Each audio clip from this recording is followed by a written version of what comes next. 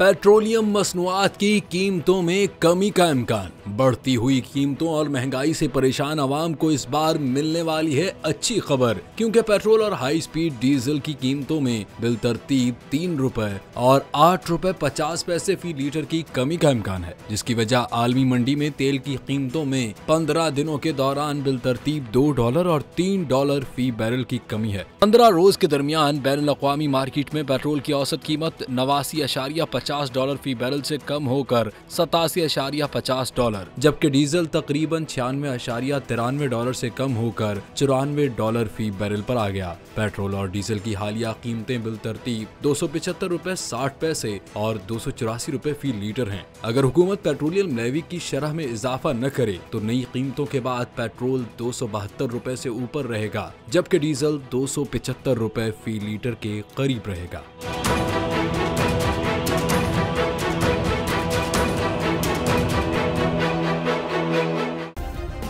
Subscribe करें और bell दबाएं ताकि कोई खबर रह न जाए।